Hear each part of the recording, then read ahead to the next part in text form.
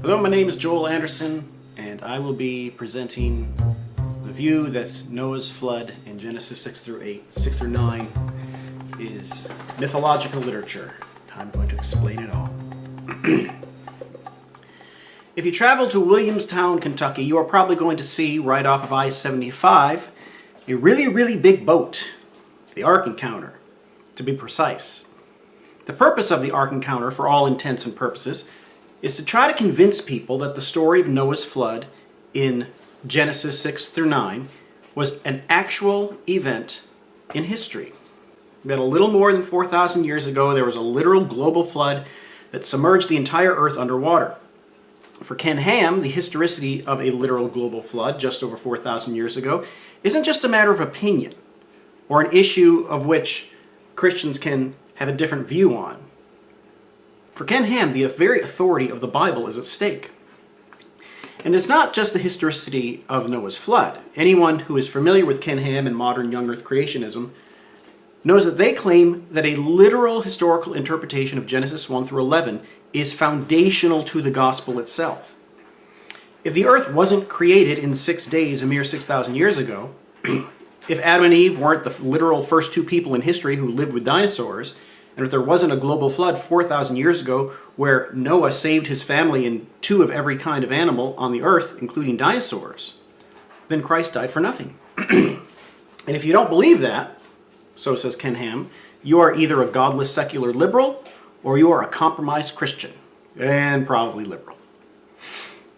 I wanted to start off with that picture of Ken Ham and the young earth creationist movement to draw attention to the fact that more times than not, when it comes to debates like creation evolution, the historicity of Adam and Eve, or in this case, the historicity of Noah's flood, there's a whole mess of deeper issues, assumptions, and presuppositions that color our views and drive our opinions.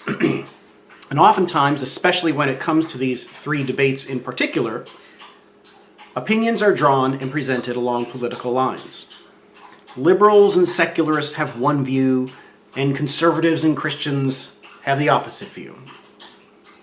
Well, that puts me in quite a situation, for I'm neither a liberal nor a secularist. I grew up in a conservative evangelical home, went to a conservative evangelical Christian high school, I've been a Christian my whole life, and never once have I voted for a Democrat. I believe the Bible is the inspired Word of God and completely true.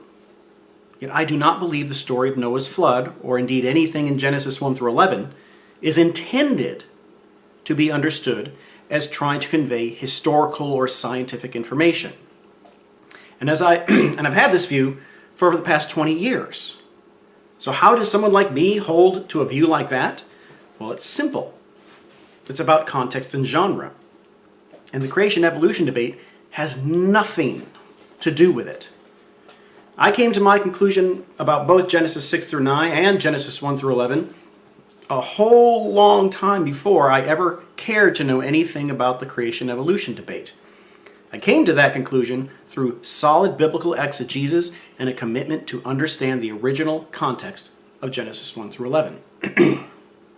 Genesis 1 through 11 is not addressing modern scientific historical questions. So let's start at the beginning. After all, the best place to begin is in the beginning. The book of Genesis is about beginnings. The beginning of creation, Genesis 1, of humanity, Genesis 2 and 3, and ultimately of civilization itself, that's 4 through 11. Now, many in the modern Western world simply assume that these beginnings in Genesis 1 through 11 are meant to be understood in strict historical terms. Genesis 1 must be given a scientific or quasi-scientific account of exactly how God created the material universe.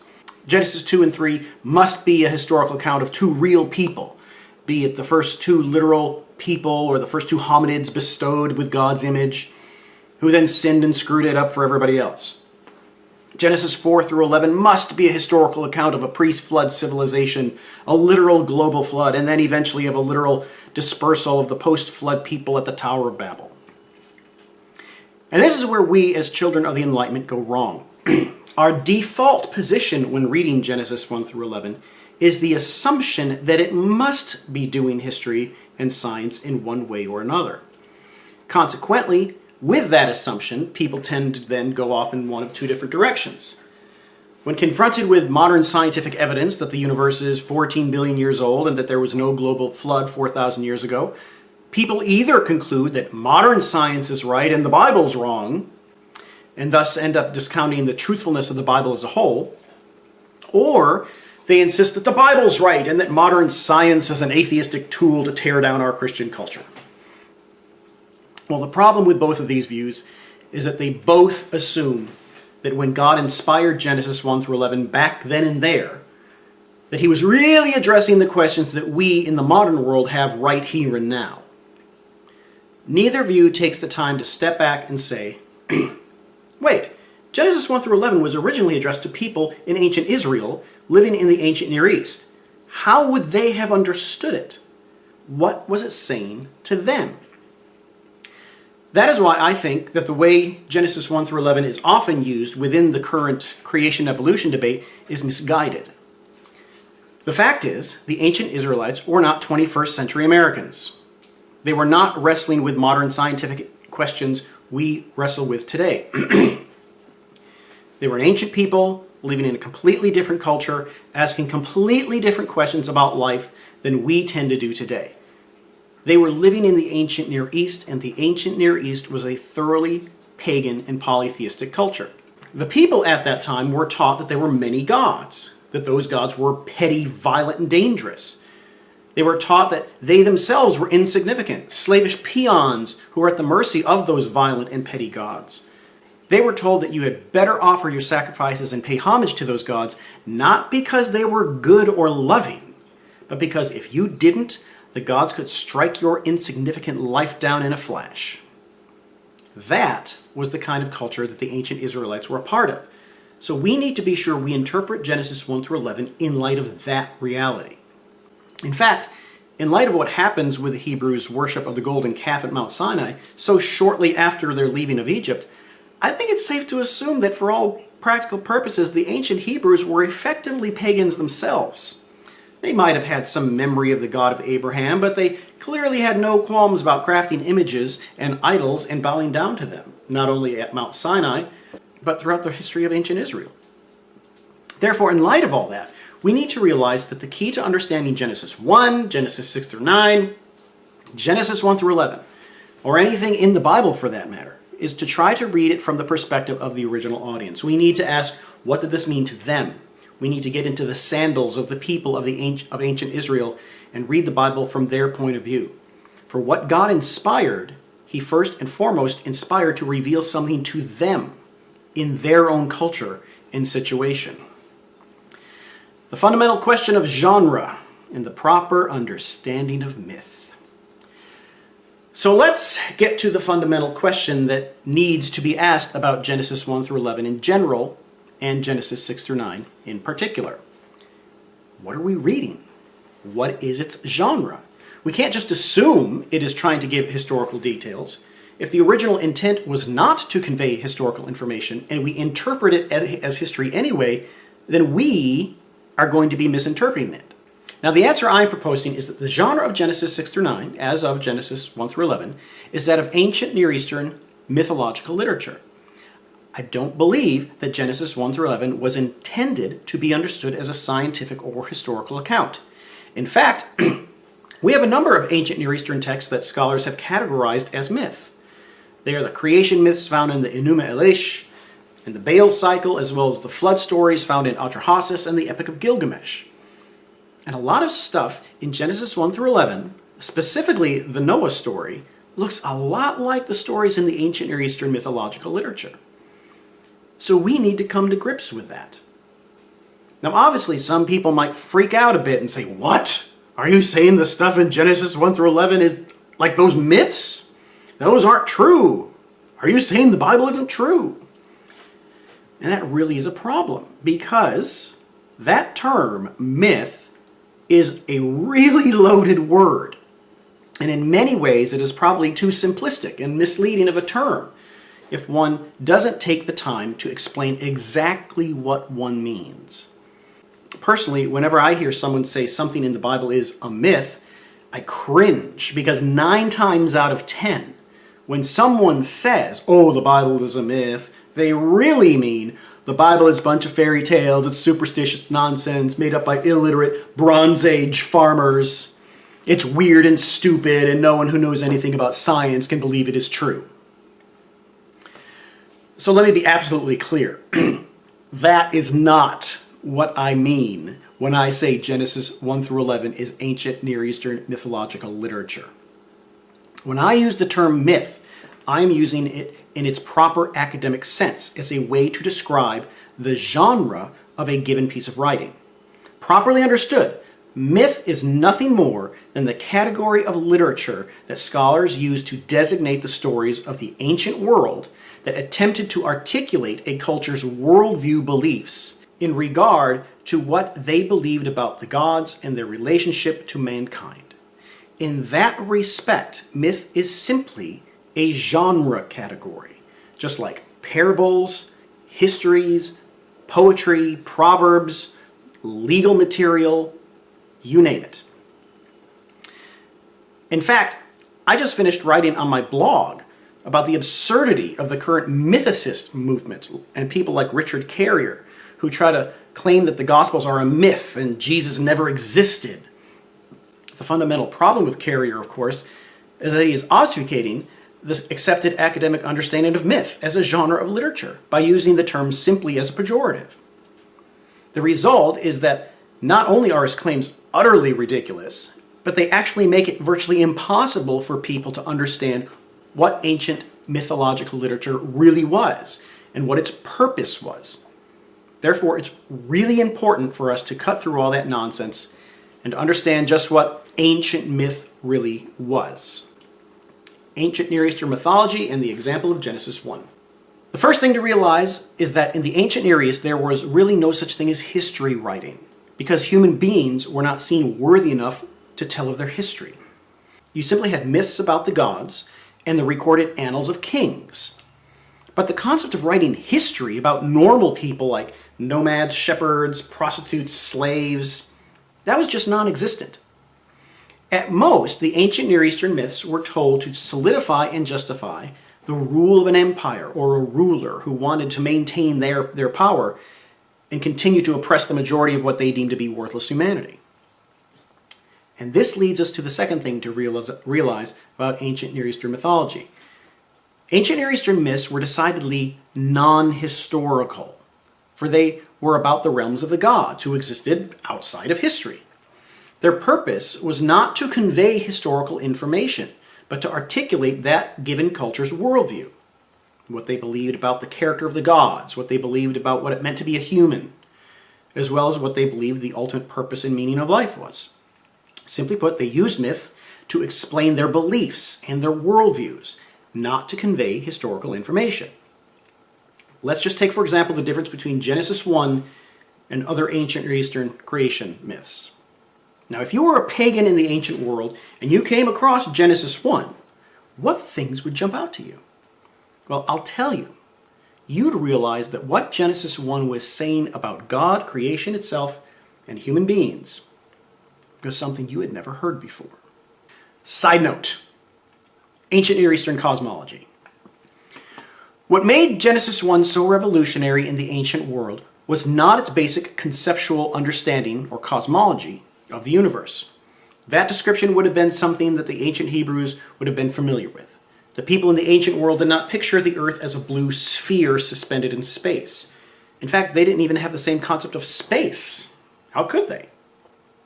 Rather, the extent of their understanding of the universe was based on what they could see with their own eyes, along with some creative and imaginative images that led to their conceptualization of the created order, or rather their cosmology. If you want to get a grasp of how the ancient world viewed things, picture a snow globe placed on one of those fake coral reefs that people often put in their fish tanks, with the snow globe itself actually being underwater, but with the disc inside the snow globe obviously being dry because it's underneath the dome of a snow globe. It's not a perfect illustration, but it does get to the heart of how people in the ancient world, ancient Israel included, understood the created order. Essentially, what it amounted to was this. The earth was a flat disk of land situated on a subterranean mountains or pillars that were deep within the ocean. Somewhere deep down in the ocean was Sheol, the place of the dead. The ocean was also the place where the great sea serpent, whom some cultures viewed as one of the gods, lived. This sea serpent is called Leviathan, and Rahab in the Old Testament was known as Tiamat by other ancient Near Eastern cultures. Above the earth was a solid dome in which were placed all the stars, along with the sun and the moon. Above that dome were the waters above, and above even that was the heavens, the abode of the gods, or, that's if you were pagan, or God, if you were a faithful Israelite. Therefore, the picture the ancient Hebrews would have had in their mind as they read Genesis 1 would not have been the floating blue planet in space that we in the modern world think of. Okay, back to the difference in worldviews. What made Genesis 1 so revolutionary was what it said about God, creation, and human beings. To truly appreciate what Genesis 1 is saying about these things, though, you first have to grasp what the surrounding pagan culture of the ancient Near East was saying about these things. Here's what they believed in a nutshell. Many gods. The ancient Near Eastern cultures obviously taught that there were many gods. They were polytheistic. And these gods were petty, dangerous, and violent. Certainly not good in any sense of morality. Human beings cowered in fear before them, and they certainly didn't love them. Creation. The ancient Near Eastern cultures also taught that the earth was made from the carcass of a defeated loser god. In Mesopotamia, for example, there was a creation myth in which Marduk, a Babylonian god, goes and fights Tiamat, the giant sea serpent god, who was the leader of some of the gods who rose up in rebellion against Marduk. After Marduk defeats Tiamat, he cuts her body in half, puts half of it in the heavens, and forms the earth out of the other half. So if you were a person living in the ancient world, the message was quite clear. Your home was a corpse. Then there was mankind. Not only did the ancient Near Eastern creation myths tell you that you lived on a corpse of a loser god, those same myths told you something about yourself as well. In that very same story where Marduk defeats Tiamat, after he creates the earth with her corpse, he also decides to create human beings. What he does, though, is he first takes Kingu, the god who instigated the rebellion in the first place, and he cuts Kingu's arteries and kills him. Marduk then creates human beings out of Kingu's blood, and they are considered to be savages whose sole purpose was to slavishly work for the gods. And there are other myths that have human beings made out of the excrements of defeated gods as well. But the point is clear. If you lived in those cultures, you believed there were many gods, they were extremely dangerous, that creation is the corpse of a loser god, and that human beings were the products of either the blood or excrement of other defeated gods. And they were nothing more than brute slaves of those very violent gods they feared. Talk about not having a good self-image. By contrast, the first chapter of Genesis challenges that pagan ancient Near Eastern worldview at every level. First, there's God. One thing abundantly clear in Genesis 1. There are not many gods. There's only one God. And he is the one who created everything. The sun, moon, stars were not gods. They were lights that the true God created. This is something we often just overlook. But this claim of monotheism was revolutionary in the ancient world. So simply put, one God, not many. What about creation? On top of that, the earth is not the corpse of a defeated serpent god.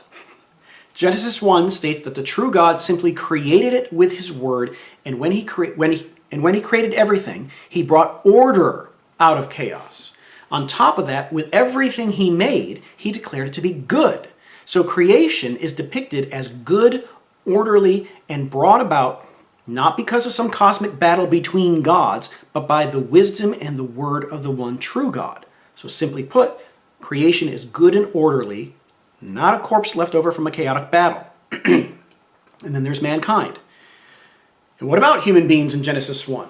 Are they made out of the blood or excrement of a defeated god to be mere slaves to the gods? No. Instead, Genesis 1 states that the true God made mankind in his image, and therefore human beings possess inherent worth and dignity. They are not created to be slavish brutes to immoral and terrifying gods, but rather to bear the likeness of the true Creator God himself. So simply put, mankind is made in God's image. So there you have it. One God, good creation, mankind created in God's image. In the very first chapter of the Bible, these three themes aimed to blow apart the ancient Near Eastern worldview about reality. It was a true revolution in worldview. And it is something most people miss entirely because they are trying to interpret Genesis 1 through the modern lens of history and science. Genesis 1 through 11 and the subversion of ancient Near Eastern mythology. Now, I wanted to use that example from Genesis 1 to help articulate what I mean when I say that Genesis 1 through 11 is mythological literature. To recognize it as such is not to denigrate it, but rather to recognize it for the revolutionary work of genius that it is. Simply put, Genesis 1 through 11 starts by looking a lot like other ancient Near Eastern mythological literature, in that it uses the literary genre people in the ancient Near East would have been familiar with when talking about their worldviews and beliefs. But what Genesis 1 ends up doing is subverting that very ancient Near Eastern worldview. And in contrast, revealing a radically different vision of God, creation, and mankind. And part of that radically different vision is the teaching that mankind is made in God's image, and therefore has inherent dignity and worth. And therefore, because human beings have inherent dignity and worth, that means that human history is worth telling. And so, very subtly in the course of those 11 chapters, Genesis 1 through 11 takes the reader from that world of myth and proceeds to set the stage, so to speak, for something that had never been done before, the telling of human history. Beginning in Genesis 12, we are ushered into that human history, namely the life of Abraham and his descendants. And from that point on, the Bible bears witness to the fact that the one Creator God has entered into a covenant with humanity within history. That history is played out on the stage that Genesis 1 through 11 has constructed regarding the nature of God, creation, and humanity itself. But we must realize that the stage is not the same thing as the play. And we must remember that in order to get to the writing of history, there has to be some sort of bridge from the writing of myth to the writing of history. I believe Genesis 1 through 11 serves that purpose. And to be clear, Genesis 1 through 11 is certainly narrative, but it's not historical narrative. It's not giving historical details.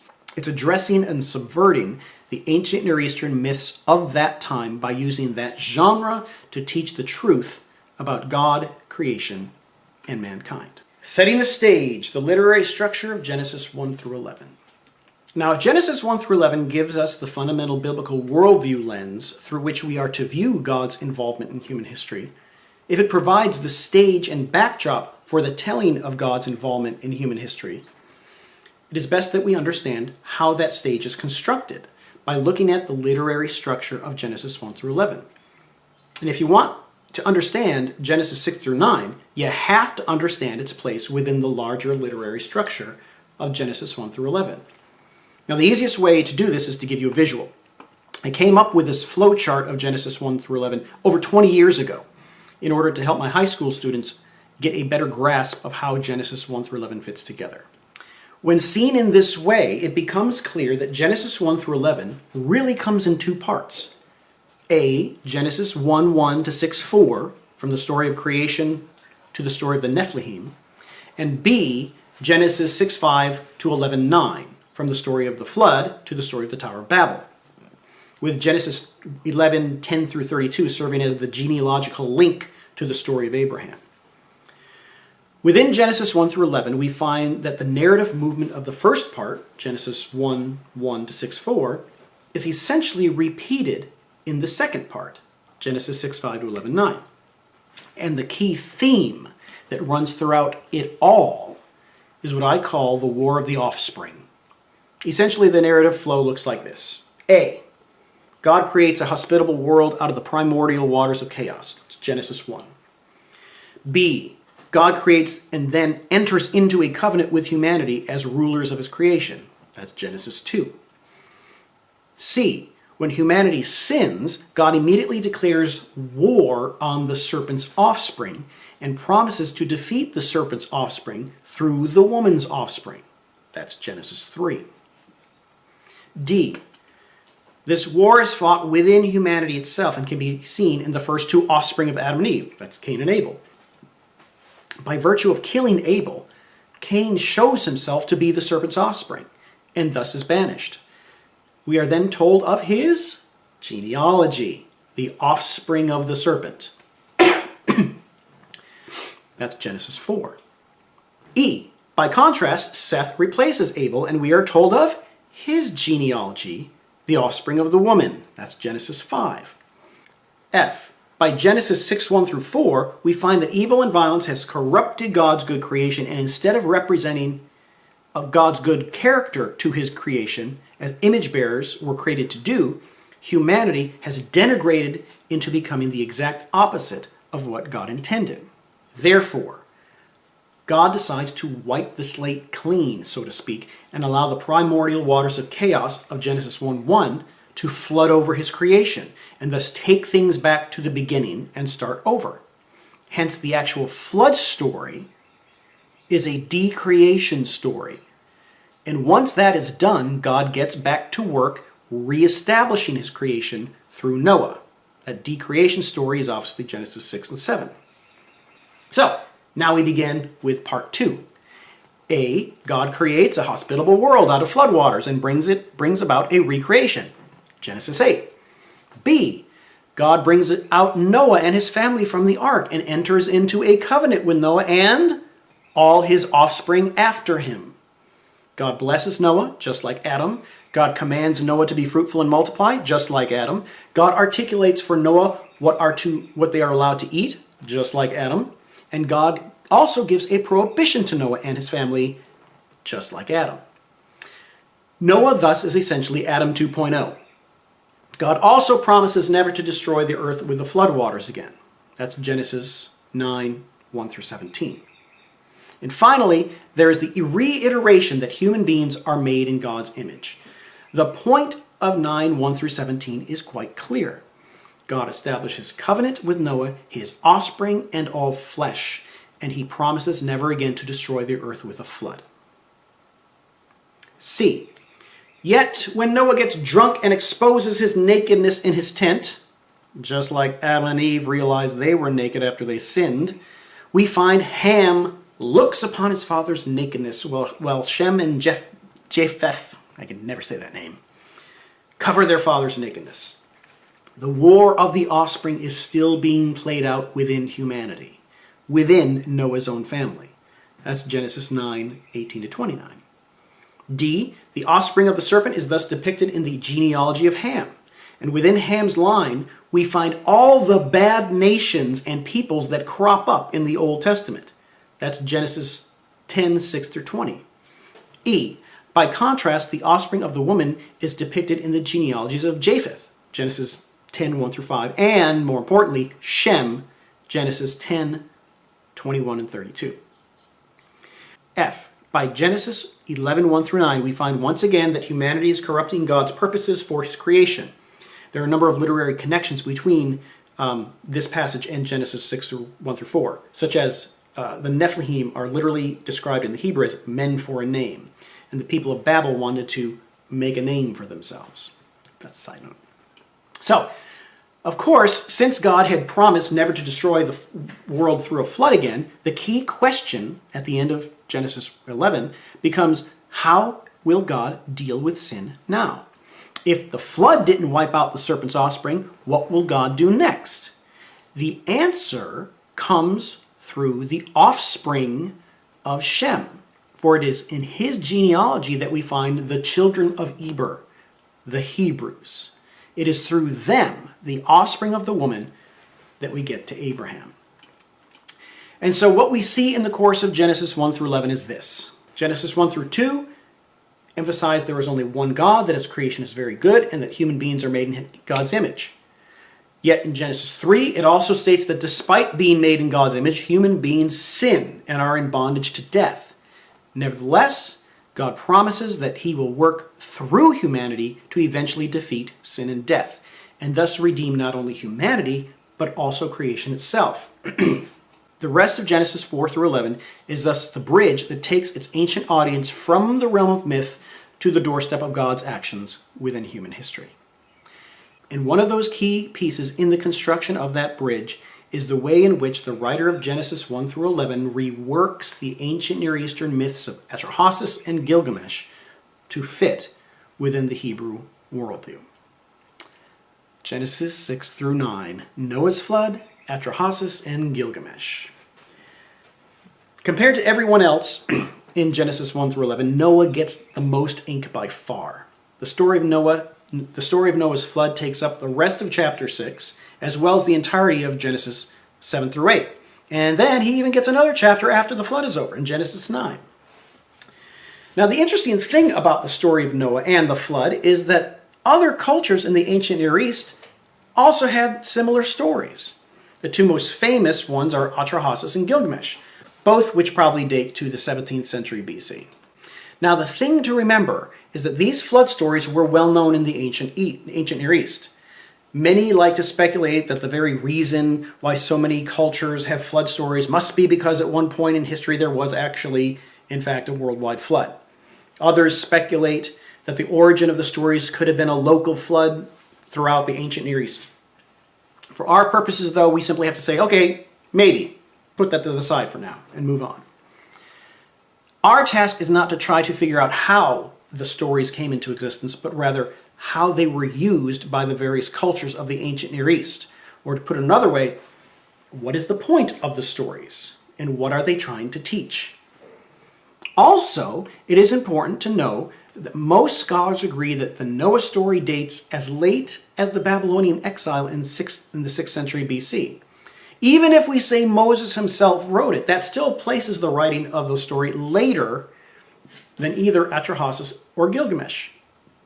And thus, it is not hard to conclude that the writer of the Noah story borrowed from the earlier sources. In fact, if one puts the Noah story and Gilgamesh side by side, the similarities are impossible to be just coincidence. Consider these. There are similar directions for the building of a boat. There are similar dimensions of the boat. In both stories, one family and all the animals come into the boat. In both stories, there is a cataclysmic deluge that covers the entire earth. In both stories, everything on the earth dies. In both stories, the boat ends up resting on a mountain. In both stories, birds are sent out to look for land. In both stories, a sacrifice is offered once the people are back on dry land. And in both stories, there is a sign in the sky. Ishtar lifts her necklace, and then in the Noah story, God puts his bow in the clouds. The point should be clear. The Epic of Gilgamesh contains a flood story that is really similar to the Noah story in Genesis 6 through 9. Therefore, since everyone labels Gilgamesh as an ancient Near Eastern myth, and since the Noah story is a lot like that, I believe it is proper to say that the Noah story fits into the same genre as Gilgamesh. That being said, though, I would also say that Gilgamesh is not true, but the Noah story is true. Not because Gilgamesh got its facts wrong and the Noah story got them right, but because what Gilgamesh was teaching about the gods and mankind was wrong, whereas what the Noah story was teaching was right. To understand what I mean by that, we need to look at the places in the two stories where there are significant differences. First, in Gilgamesh, the reason why the gods send the flood is because human beings were being too loud, and the gods were unable to get any sleep. By contrast, the reason why God sends the flood in Genesis 6 is because the wickedness of mankind was too great. Secondly, in Gilgamesh, we are told that the gods of Mesopotamia were terrified of the flood. So they flee to the upper reaches of heavens where the god Anu has his abode. Before they enter, we are told that they crouch and cower like dogs. By contrast, in the Noah story, the God of Israel is in complete control of all of nature. He has the power to turn the faucet on, and he has the power to turn it off. He is the creator God, and he is not afraid. These two differences mean everything. Now, what I want to emphasize is how easy it is for us in the modern world to miss the point of the Noah story. For the most part, people are unaware of Atrahasis and Gilgamesh. Consequently, we in the modern world read the story of Noah, and because of our ignorance of the ancient Near Eastern culture, as well as our modern scientific Enlightenment worldview, we immediately ask historical and scientific questions like, is it possible for one man to build a boat like that? When did it happen? Is there any evidence of a worldwide flood? We thus assume that the validity of the Noah story depends on whether or not it could be historically or scientifically proven. But the ancient Near Eastern culture was not a scientific Enlightenment culture, and they would not have been asking those questions in the first place. Sure, it's very possible that the people assumed such a story really happened, way back when. But that simply wasn't the real point. The purpose of the stories was to teach that particular culture's worldview and beliefs about the gods and human beings.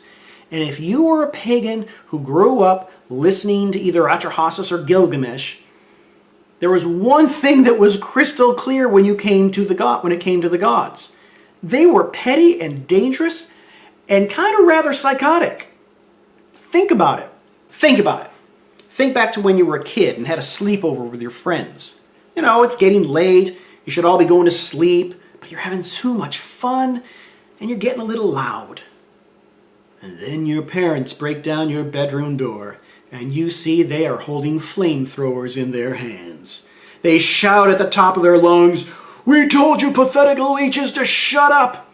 And then they proceed to torch your entire room. And then in the middle of the sleepover turned barbecue, your mom starts screaming, "Oh no, not the curtains! I didn't think what the smoke damage was going to do to the living room!" And then she hightails it out of there to call Service Master. Well, your dad just burns the whole place down, killing all your friends. And then, once everything stops smoldering, your parents turn to you and say, "Now clean this mess up, and don't you ever disobey us again." Well, I'm guessing that you wouldn't have too high of an opinion of your parents. Of course, you wouldn't say anything. You'd pick up that shovel and start digging a mass grave for your friends in the backyard, because if you didn't, you'd be killed too. Now, why such a morbid analogy? Well, that is kind of what the flood stories in Atrahasis and Gilgamesh are teaching about the gods. Human beings are worthless slaves, and if they get too loud, the gods will commit mass genocide. What you gonna do? Now, by contrast, the Noah story is strikingly different. The reason for the flood is not petty gods getting angry that their pathetic slave labor is enjoying themselves too much and getting too loud so that the gods can't get their beauty sleep, and then freaking out because things got out of hand. No, the reason for the flood in Genesis is that humanity had become exceedingly sinful and evil. And God is a God of justice who punishes evil because he is concerned with goodness and morality and has promised to do away with evil. If he didn't, he wouldn't be good. He wouldn't be righteous. He wouldn't be just. Incidentally, if you come back with something like, well, how is God just if he wipes out all humanity, including women and innocent children in a flood? That doesn't sound too just to me. Well, if you think that, you're missing the point still, and are still just reading it as if it were a literal historical account. Think of some story or movie where the main stronghold of the bad guys is blown up by the hero. Heck, think of Starkiller Base from The Force Awakens. Sure, those members of the First Order were pretty bad guys, but don't you think many of them were married with wives and children, probably living on the Starkiller Base planet? Well, then I guess Han Solo probably deserved to die then. And Rey, Finn, Poe, clearly they're not heroes. Anonymous people never mentioned in the story died. Well, of course no one says that, because we realize that Star Wars is science fiction and not literal history. Similarly, if we realize that the story of Noah's flood isn't purporting to be literal history, we can learn from it what it is clearly teaching about the character, righteousness, and power of the true God, and not treat it like it's a historical mass genocide. Conclusion.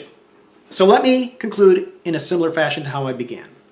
Yes, there are some really contentious debates surrounding not just the story of Noah's flood, but the entirety of Genesis 1 through 11.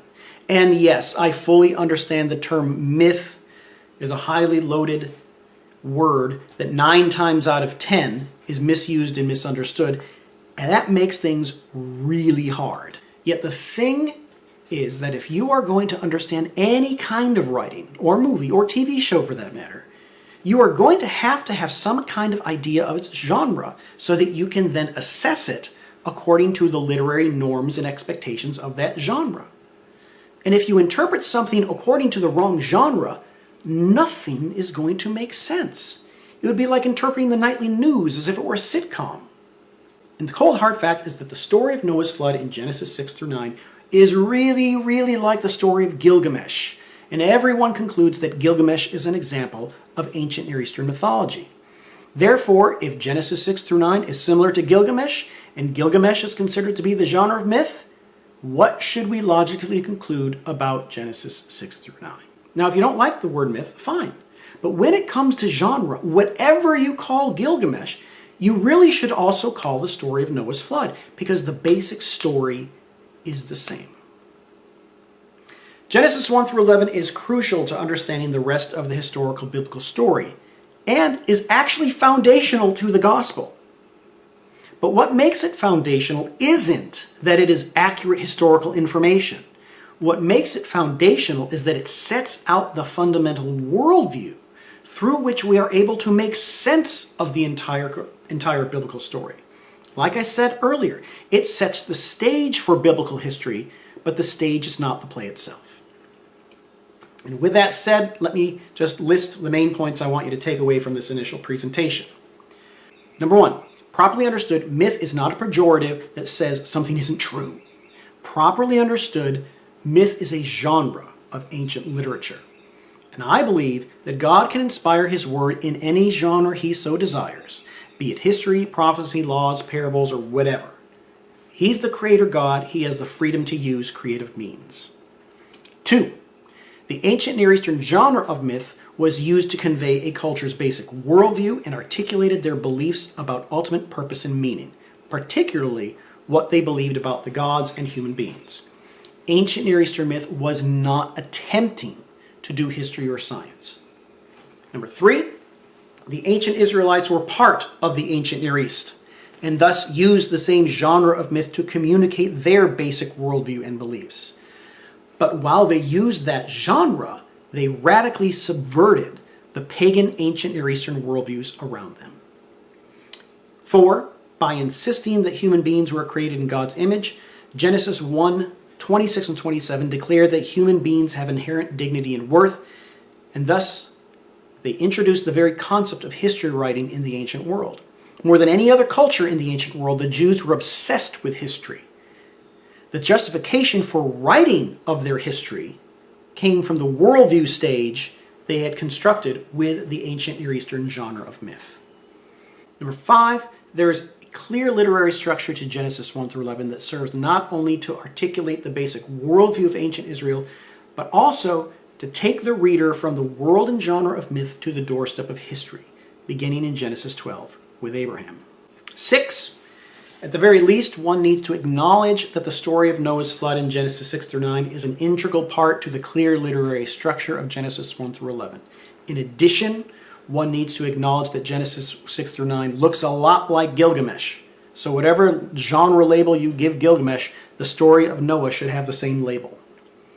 Finally, when it comes to the question of whether or not Noah's flood was an actual historical event, for now, let's just say maybe. But I think it is ultimately irrelevant. It would be like asking, in the parable of the Good Samaritan, did Jesus know of an actual Samaritan who helped a Jew who had been beaten up? Well, maybe he did. Maybe he took that historical event and turned it into a parable. That's possible. But it doesn't change the fact that the parable of the Good Samaritan is a parable, and that Jesus told it to answer a question about who is one's neighbor whom one should love. Whether or not the parable has a historical basis is irrelevant to the situation Jesus was addressing. No one is going to say, oh, if that parable isn't historical, then it's not true, because we understand the genre of parables and that parables aren't trying to do history. Now, I submit the same principle holds with Genesis 1 through 11, and specifically the story of Noah's flood. Whether or not the story is rooted in actual history, that doesn't change the fact that the story comes to us in the genre package of ancient Near Eastern myth. And like I said, I'm okay with that. God has the right to use whatever literary genre he chooses. If the story of Noah's flood is rooted in history, if there really was a worldwide flood 4,000 years ago, then we should find evidence of it in modern scientific disciplines like geology, biology, paleontology, and genetics. I'll let my fellow debaters make the case for that.